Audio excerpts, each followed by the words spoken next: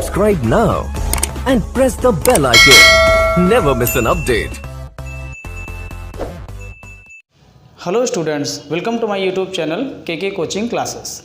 हम पढ़ रहे थे कक्षा 12 की भौतिक विज्ञान का चैप्टर नंबर 3 जिसका नाम है विद्युत धारा, और इस चैप्टर को हमने कवर कर लिया था। इस चैप्टर में हमने क्वेश्चन नंबर 1 से लेकर 4 तक न्यूमेरिकल्स कर लिए थे। आज हम यहाँ पर क्वेश्चन नंबर 5 से आगे के न्यूमेरिकल्स करेंगे। तो चलिए वीडियो को शुरू करते हैं। तो क्वेश्चन नंबर 5 हमारा क्या कहता है, ध्यान से समझना।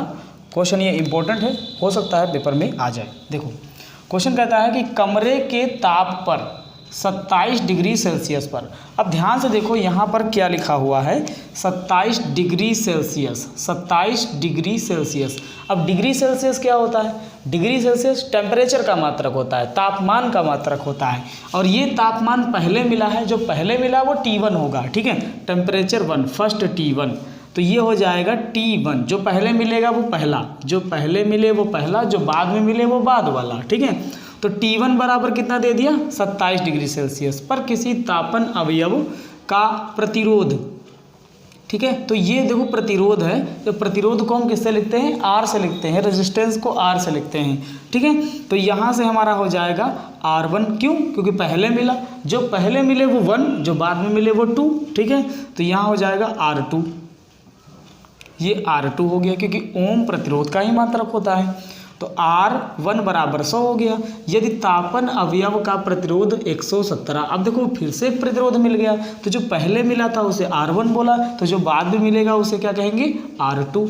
R2 हमारा कितना दिया है, 117 ओम दिया है। फिर कहता है तो अवयव का ताप क्या होगा, ठीक है। 27 डिग्री सेल्सियस पर 100 ओम है, तो 117 डिग्री सेल्सियस अगर टेम्परेचर है तो बताओ ताप कितना होगा। यानी कि R2 दिया है और T2 हमें क्या करना है, ज्ञात करना है। और जबकि ताप गुणांक इतना है, यानी अल्फा हमको दे दिया, ठीक है। तो यहाँ से हम फार्मूला जो लगाएंगे वो फार्मूला क्या होगा, alpha is equal to R2 minus R1 बटे R1 T2 माइनस T1। देखो कितनी आसानी से क्वेश्चन को लगाना है हमें। अल्फ़ा दे दिया है तो अल्फ़ा की जगह अल्फ़ा लिख लेंगे, 1.70 इंटू 10 टू दी पावर -4, ठीक है। इसके बाद में बराबर R2, तो R2 देखो क्या दिया है, 117, तो कुछ नहीं करना, यहाँ पे 117 रख देना है, ठीक है। माइनस माइनस लगा दिया, R1 कितना दिया, ध्यान से देखो 100 दिया कि नहीं दिया है, ठीक है। तो यहाँ पर हम R1 की वैल्यू क्या रख देंगे, 100 रख देंगे। समझ में आ रहा है, ठीक है। फिर नीचे देखो क्या लिखा हुआ है, नीचे देखो R1 लिखा है कि नहीं लिखा है। R1 की वैल्यू कितनी बताओ, 100 है, तो यहाँ 100 लिख देंगे। आ रहा है समझ में। फिर देखो नीचे T2 लिखा है, ठीक है। T2 का मान हमें पता ही नहीं, तो रखेंगे क्या, T2 ही लिख लेंगे। आ रहा है समझ में, ठीक है। फिर देखो माइनस लगा है, माइनस लगा दिया। T1 लिखा है, T1 कितना दिया है, 27 दिया है। आ रही बात समझ में, ठीक है। ये हमारा आ गया। अब देखो ध्यान से, हमें T2 निकालना है, तो हम T2 को बराबर में लाएंगे और इस वाले को इधर ले जाएंगे, सीधी सी बात है, ओके। तो इधर आ जाएगा, ये वाला यहाँ आ जाएगा ऐसे, T2 minus 27 degree Celsius, okay, बराबर यहाँ पर आ जाएगा ये वाला, क्योंकि ये इधर बटे में है तो गुणे में ला सकते हैं। फिर वो हो जाएगा गुणे में, तो उसे पुनः कहाँ भेज देंगे, बटे में भेज देंगे।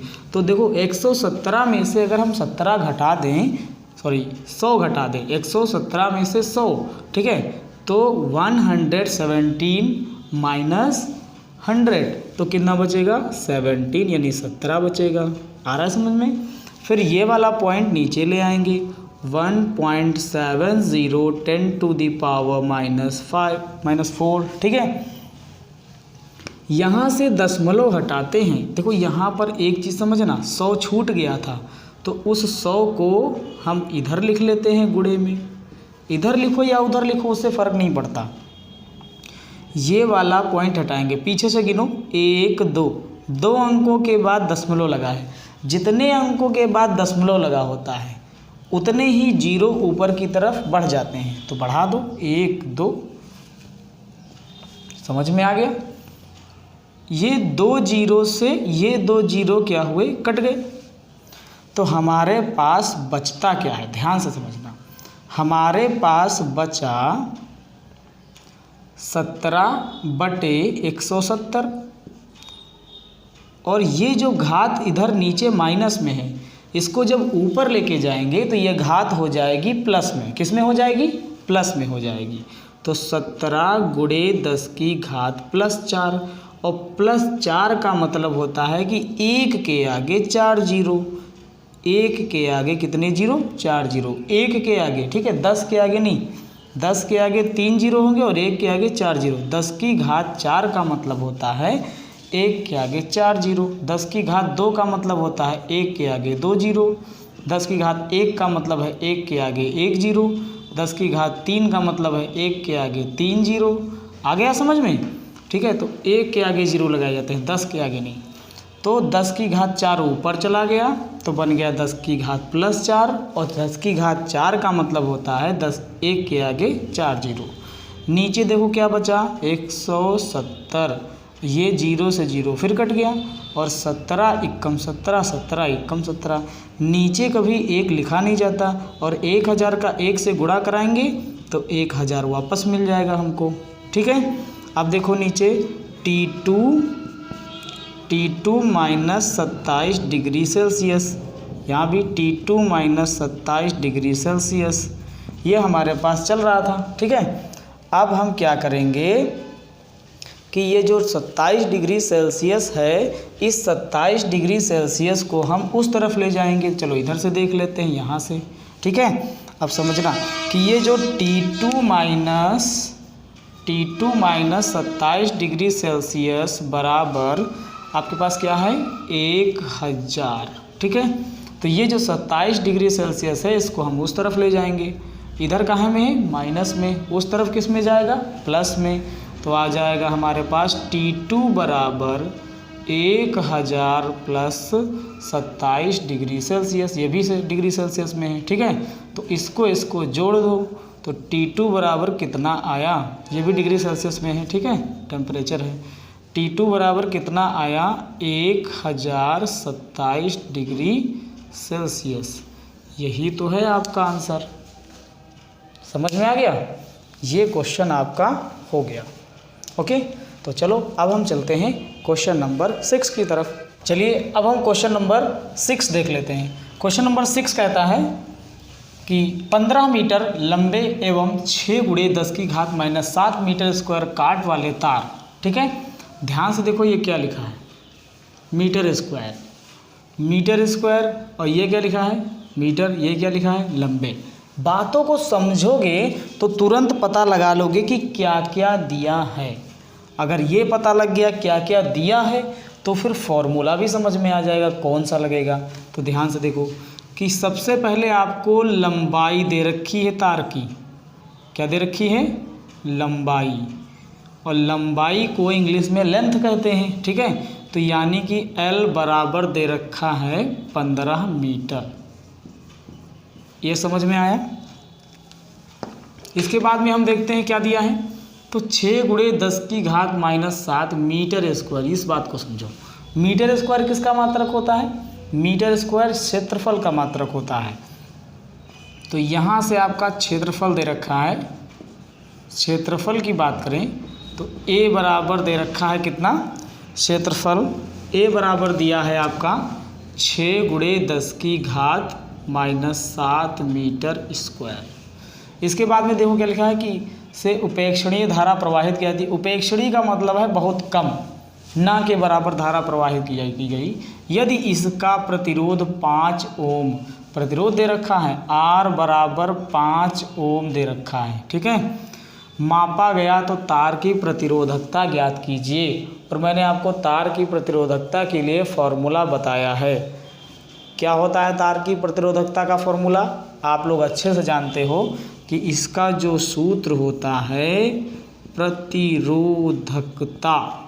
ठीक है, प्रतिरोधकता का जो फॉर्मूला होता है वो क्या होता है? रो। प्रतिरोधकता को लिखते किससे हैं? रो से। ठीक है, रो इज इक्वल टू होता है रो इज इक्वल टू आपका हो जाएगा, देखो एक बात समझो, प्रतिरोधकता का फॉर्मूला पहले एक समझो। आपने सुना है कि प्रतिरोध का फॉर्मूला होता है, प्रतिरोध का R is equal to rho L upon A, ये तो सुना ही होगा, ठीक है। Rho L is equal to rho L upon A. तो यहाँ से अब आप बहुत आसानी से निकाल सकते हो। कैसे? देखो, प्रतिरोध आपका दिया है 5 ओम, ठीक है, ओम से कोई मतलब नहीं है यहाँ पर। रो तो आपको निकालना है, उसको ऐसे ही रखो। एल कितना दिया है 15 बटे एरिया कितना दे रखा है 6 इंटू 10⁻⁷। आप समझना, ये वाले का गुणा इससे होगा और ये वाले का गुणा नीचे बटे 1 मान करके, इसको कहते हैं क्रॉस मल्टीप्लाई, तिरछी गुणा करा लेते हैं, ठीक है। तो जब तिरछी गुणा कराएंगे तो आएगा 5 × 6 × 10⁻⁷ -7 है ना, -7 बराबर रो इंटू 15, ठीक है। ये 15 कहाँ आ जाएगा, इधर अपॉन में आ जाएगा। जब ये अपॉन में आ जाएगा तो देखो क्या मिलेगा, हमें मिलेगा रो इज इक्वल टू, यहाँ रो तो बचेगा, रो इज इक्वल टू मतलब रो बराबर 5 × 6। अच्छा, 5 × 6 लिखने से क्या फ़ायदा, 6 पंचे 30 × 10⁻⁷ बटे कितना 15 ही तो आ गया इधर बटे में। समझ लो कायदे से, ये तिरछी गुणा करा दिया, ये इधर चला गया गुणे में, इतना आ गया। अब ये 15 इधर गुणे में है तो कहाँ आएगा, बटे में आएगा। ये रूल होता है, जो गुणे में होता है वो बटे में आता है, जो बटे में होता है वो गुणे में जाता है, ठीक है। तो ये बटे में आ जाएगा, इसके बचेगा पी, मतलब पी नहीं रो, ठीक है। रो जो है पी की तरह लिखा जाता है, प्रतिरोधकता को रो से लिखते हैं। ये प्रतिरोध आर, ये प्रतिरोधकता रो। अब यहाँ से देखो 15 एकम 15 और 15 दूनी 30, तो रो इज इक्वल टू आ गया 2 × 10⁻⁷। अब कह दो कि रो का मात्रक क्या होता है, तो इसके लिए आपको जाना होगा इसके पास, रेजिस्टेंस के पास। देखो, जब आपने प्रतिरोध और एरिया का गुणा कराया, जब प्रतिरोध और एरिया का गुणा कराया, ठीक है, तो यहाँ पर बनेगा प्रतिरोध का मात्रक ओम, ठीक है, और एरिया का मात्रक मीटर स्क्वायर। यहाँ बनेगा ओम मीटर स्क्वायर, और नीचे लंबाई का मात्रक मीटर, तो मीटर से मीटर कट गया तो कितना मीटर बचा, 1 मीटर बचा ना, तो मात्रक बचा आपका ओम मीटर। कितना बचा, ओम मीटर। तो यहाँ लिखोगे आप ओम मीटर, ठीक है। तो ये आपका जो आया, ये क्या है, आंसर है, ठीक है। आंसर क्या मिला आपको, rho is equal to 2 × 10⁻⁷ ohm metre. समझ में आया क्वेश्चन, ठीक है। ये था हमारा क्वेश्चन नंबर 6। आप इसे जल्दी से नोट कर लीजिए। इसके बाद हम चलते हैं क्वेश्चन नंबर 7 पर। चलिए अब हम देख लेते हैं क्वेश्चन नंबर 7। तो क्वेश्चन नंबर 7 क्या कहता है कि सिल्वर के किसी तार का, अब देखो तार का 27 डिग्री सेल्सियस, 27.5 डिग्री सेल्सियस, ठीक है। तो ये क्या हो गया T1, क्योंकि पहले मिल गया, ओके। पर प्रतिरोध, अब देखो पहला प्रतिरोध है तो इसको बोलेंगे R1, दूसरा डिग्री सेल्सियस टेम्परेचर T2 हो गया, तीसरा प्रतिरोध, यानी तीसरा नहीं दूसरा प्रतिरोध, देखो ये पहला प्रतिरोध, ये दूसरा प्रतिरोध, पहले प्रतिरोध को R1, दूसरे प्रतिरोध को R2, पहले टेम्परेचर को T1, दूसरे टेम्परेचर को T2। ताप गुणांक ज्ञात करना है, ताप गुणांक मतलब अल्फा आपको ज्ञात करना है, ठीक है। वेरी सिंपल क्वेश्चन, आपने इससे पहले क्वेश्चन किया है, क्वेश्चन नंबर 5 एकदम इसी तरह का था। तो अल्फा इज इक्वल टू, सूत्र क्या हो जाएगा, सूत्र तो आपको मालूम होगा पहले से ही, सूत्र हो जाएगा alpha is equal to R2 - R1 बटे R1 T2 - T1, ठीक है। देखो R2 का मान क्या रखेंगे, R2 का ध्यान से देखो 2.7 - R1 का मान कितना रखेंगे 2.1, ठीक है। अपॉन में देखो R1 का मान कितना है 2.1 है। T2 का कितना रखेंगे 100 डिग्री सेल्सियस माइनस T1 कहाँ है, ये देखो 27.5, ओके। अब कर लेते हैं फटाफट, यहाँ से माइनस करेंगे 0, 2 में से 2 गया 0 बचा, 7 में से 1 गया 6 बचा, 0.6 बटे, यहाँ से देखो 2.1 गुणे 100 में से 27, 100 में से 27 गए 73 बचे, ठीक है। आधा और घटा दो तो 72.5, तो 72.5, समझ में आया। इसके बाद देखो पॉइंट 1 अंक के बाद लगाएं, पॉइंट 1 अंक के बाद लगाएं, चाहे ये वाला हटा लो ये वाला हटा लो, कोई फ़र्क नहीं पड़ता। ये वाला हटाओगे तो एक्स्ट्रा मतलब 0 बढ़ जाएगा। आई बात समझ में? देखो 3 से कट सकता है, 3 दूनी 6 20 बन गया, 3 सते 21 7 बन गया। अब 5 से ये भी कटेगा, 5 से ये भी कटेगा, 5 से काट लो क्योंकि इसमें 0 है इसमें 5 है, और जिनमें 0 और 5 होता है आखिरी में वो संख्याएं 5 से कट जाती हैं। आ गई बात समझ में? चलो जल्दी से काट लेते हैं इसको। तो 5 1 कम 5 बचे 2 हो गया 22, 5 चौके 20, फिर 2 बच गया हो गया 25, 55 25, 5 चौके 20। अब तो कटेगा नहीं तो गुणा कराओ नीचे नीचे का, 4 ऊपर है नीचे 7 बचे 35 के 5 हासिल आया 1 नहीं हासिल आया 3, 7 चौके 28, 28 3 होता है शायद 31, 31 का 1 हासिल कितने आए 3, 7 एकम 7 7 3 10 1015। अब आपको 4 को भाग देना है 1015 से। लाल वाले पेन से करते हैं तुमको अच्छा लगेगा, ठीक है। देखो 4 को भाग देना है 1015 से। वो इतना बड़ा भाग, चलो करते हैं। 0.000 अबे कितने ज़ीरो लगाओगे यार? चलो ठीक है, देखो 1 पॉइंट लगाया तो 1 ज़ीरो बढ़ाया, फिर एक और ज़ीरो बढ़ाना पड़ेगा तो क्या करेंगे, यहाँ ज़ीरो बढ़ाएंगे और यहाँ ज़ीरो बढ़ा लेंगे, ठीक है। अभी काम नहीं चल रहा यार, बहुत कम है, तो एक और ज़ीरो बढ़ा लो, यहाँ एक और ज़ीरो बढ़ा लो। कितना हो गया 4000, बाप रे। करो भाग अच्छा। तो 1015 है, ठीक है। 4 बार नहीं ले जा सकते क्योंकि 4000 से ज़्यादा हो जाएगा, क्योंकि 15 भी तो बैठा है, ठीक है, ज़्यादा हो जाएगा। तो 3 बार जाएगा भैया, 3 बचे 15 के 5 हासिल आया 1, 15 ही लिख दो पूरे क्योंकि आगे 0 नहीं 3 एकम 3, 3 1 4 लिखोगे, 3 0 0, 3 एकम 3, ठीक है। वह बहुत कम आता है, हाँ बिल्कुल, क्योंकि 1000 का 3 बार करोगे 3000 हो जाएगा, 15 3 45, 3045, ठीक है। घटा लो, अरे मैं तो लाल पेन से बता रहा था। देखो घटा लो, 5 हो गया, यहाँ 9, 9 में से 4 के कितने बचे 5 बचे, यहाँ से हासिल लिया तो कितना हुआ 9, और 9 में से 0 जाएगा तो भैया 9 ही तो आएगा। 3 में से 3 का कुछ नहीं, 955, 4000 में से 3045 जाएंगे तो 955 ही तो बचेंगे। अब पॉइंट तो लगा ही चुका है यार, धड़ाधड़ 0 बढ़ाओ, 9000। अब लगभग 9 बार ले जाना चाहोगे तुम, लेकिन 15 9 135 और ये 9000 बिल्कुल 9 बार चला जाएगा। 9 बार देखो 9 बार कितना जाएगा, 9 को 1000 को 9 बार ले जाओगे तो 9000 हो गया, और 15 को ले जाओगे तो 15 9 135, तो 1100 अब 1135 नहीं 9135 आ जाएगा। कितना आ जाएगा 9135। अब इससे हम घटाएं नौटंकी करें, क्या मतलब है यार, इतना हमें आंसर मिल गया कि नहीं मिल गया, ठीक है। तो अल्फ़ा इज इक्वल टू हमें क्या मिल गया, देखो बढ़िया पेन से लिखते हैं, यहाँ समझ में नहीं आएगा, ठीक है।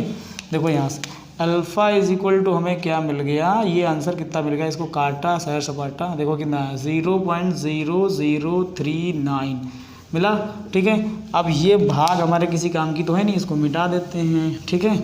देखो यहाँ से कितना मिला हमें, अल्फ़ा इज इक्वल टू मिला 0.0039, ठीक है। समझ में आया कि नहीं आया बताओ, ठीक है। इसका मात्रा क्या होता है, डिग्री प्रति डिग्री सेल्सियस, कितना होता है प्रति डिग्री सेल्सियस, या फिर आप डिग्री सेल्सियस इनवर्स भी लिख सकते हो, ओके। ये आपका आंसर आ गया। तो क्वेश्चन नंबर 7 समझ में आया, ठीक है। जल्दी से इसे नोट करो, फिर बताते हैं आपको हम क्वेश्चन नंबर 8। चलिए अब हम देख लेते हैं क्वेश्चन नंबर 8। तो क्वेश्चन नंबर 8 क्या कहता है कि नाइक्रोम का एक तापन अवयव, तापन अवयव का मतलब कोई भी तार वगैरह हो सकता है, ठीक है, या कोई तंतु, तापन अवयव 230 वोल्ट की सप्लाई। अब ध्यान समझना, 230 वोल्ट मतलब विभवांतर दिया गया है, ठीक है। तो जितने भी प्रतिरोध लगे होंगे, जितने भी तापन अवयव लगे होंगे, सबका विभव यानी इतना ही होगा 230 वोल्ट। यानी आपको सबसे पहले ही दे दिया है कि विभव आपका कितना होगा, 230 वोल्ट होगा, okay. V is equal to 230 volt. फिर आगे बढ़ते हैं कि और जुड़ा है, ठीक है, और 3.2 एम्पियर, कि प्रारंभिक धारा को I1 से लेंगे, ठीक है। तो I1 इज इक्वल टू आपको दे रखा है 3.2 एम्पियर। आपकी मर्जी, I को कैपिटल में लिखो या स्मॉल में लिखो, किसी में भी लिख सकते हो। जब कुछ समय बाद इतने एम्पियर हो जाती है, अब धारा बदल गई कुछ समय के बाद, तो उसको हम I2 बोल देंगे, इसमें क्या है, ठीक है। I2 आपकी कितनी हो गई 2.8 एम्पियर। फिर चलते हैं, स्थायी हो जाती है, कमरे का ताप इतना है, यानी कमरे का ताप आपको दे रखा है, ठीक है। कमरे का ताप यानी कि T1 बराबर, क्योंकि इससे पहले अभी तक T की चर्चा तो हुई नहीं, तो T1 हो जाएगा, पहला वाला मिला, ठीक है। तो यहाँ से लिखते हैं, तो T1 आपको दे रखा है 27 डिग्री सेल्सियस, ओके। T1 आपको कितना दिया है 27 डिग्री सेल्सियस, इसको यहीं पे लिखें ज़्यादा ठीक है। T1 is equal to 27 degree Celsius दे रखा है। इसके अलावा हाँ अल्फ़ा भी दिया है। अब तो मज़ा आ गई, क्वेश्चन सॉल्व हो गया समझ लो, ठीक है। ये हो गया, इतना सब कुछ तो दे ही रखा है यार, आपको निकालना ही क्या है, और निकालना क्या है, स्थायी ताप क्या होगा, T2 निकालना है। सिंपल क्वेश्चन यार, कितने था इस टाइप के क्वेश्चन, इस टाइप के बहुत सारे क्वेश्चन मिल चुके हैं, ठीक है। जितने भी मैं लगा रहा हूँ सभी एक ही फॉर्मूले से लग रहे हैं, बस अल्फ़ा वाला फार्मूला, वही alpha is equal to R2 minus R1, वही वाला फार्मूला सब में लग रहा है। फिर हाल यहाँ पर जो फार्मूला लगेगा वही लगेगा, ठीक है। बट यहाँ पर देखो हमें R2 और R1 नहीं पता, देखो फार्मूला लगेगा alpha is equal to R2 minus R1 upon R2 T2 minus T1, ठीक है। बट हमें T2 निकालना है, लेकिन R2 और R1, यहाँ R1 होता है बेटा, हमें R2 और R1 तो पता ही नहीं है। तो एक काम करते हैं कि हम इस साइड में यहाँ पर धीरे से निकाल देते हैं R2 और R1, ठीक है। तो देखो पहले निकालते हैं R1, तो R1 इज इक्वल टू हो जाएगा V अपॉन I1, ठीक है, क्योंकि ओम का नियम होता है V बराबर IR, तो V बराबर IR से अगर R निकालोगे तो हो जाएगा R बराबर V अपॉन I, तो R1 बराबर V अपॉन I1। अब यहाँ से बहुत आसानी से 230 बटे I1 कितना है 3.2, पॉइंट हटाया 0 बढ़ाया 2 से काटा तो हो गया 16, 2 एकम 2, 2 एकम 2, 2 पंची 10, अब तो कटेगा, बिल्कुल कटेगा, 2 अट्ठी 16, ठीक है, 2 अट्ठी 16 हो गया, 1 मिनट 2 पंची 10, ठीक, सही एकदम सही है, ठीक है। यहाँ आया 2 अट्ठी 16, यहाँ आया 2 पंची 10, एक बचा हो गया 15, 2 सत्ते 14, 2 पंची 10, 575 को भाग देना है 8 से, ठीक है।